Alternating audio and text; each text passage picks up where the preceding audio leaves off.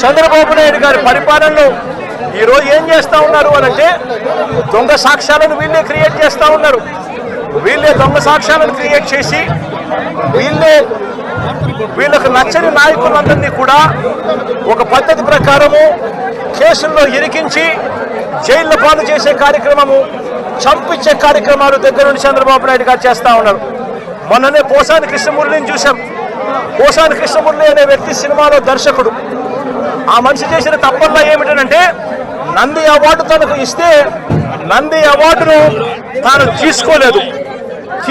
తీసుకోకుండా కుల వివక్ష పాటిస్తున్నారు అని చెప్పి ఒక స్టేట్మెంట్ ఇవ్వడం ఆయన చేసిన తప్పు.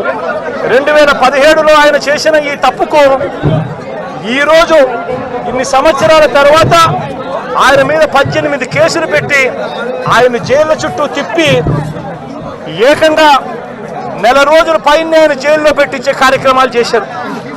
దళిత మాదిగ సామాజిక వర్గానికి సంబంధించిన మా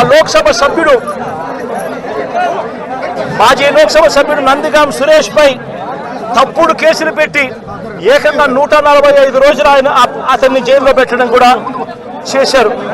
మాజీ ఎమ్మెల్యే పిల్లని రామకృష్ణారెడ్డి ఇతని మీద కూడా కుట్రపూరితంగా తప్పుడు కేసులు పెట్టి 55 రోజుల పాటు ఇతన్ని కూడా జైల్లో పెట్టించే కార్యక్రమాలు చేశారు.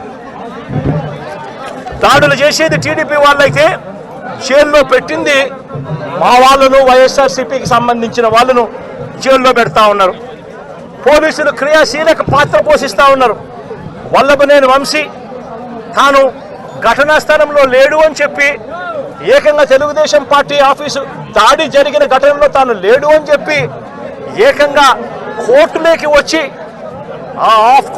వచ్చి తెలుగుదేశం పార్టీకి సంబంధించిన వ్యక్తి, పనిచేస్తా ఉన్న వ్యక్తి కోర్టు 18 సార్లు ఆయనకు వాయిదాలు పిలిస్తే 18వ తారీఖు రాని తప్పని పరిస్థితిలో పోలీసులే తనను ప్రవేశపెడితే కోర్టు ముందర తానే వంశీ అనేవాడు అక్కడ లేడు అని చెప్పిన తర్వాత కూడా వంశీని అదే కేసులో ఇరికిచ్చి అదే కేసులో వంశీని ఇబ్బంది పెడుతూ ఇప్పటికి 50 రోజుల నుంచి వంశీని కూడా జైల్లో పెట్టించే కార్యక్రమాలు చేశారు.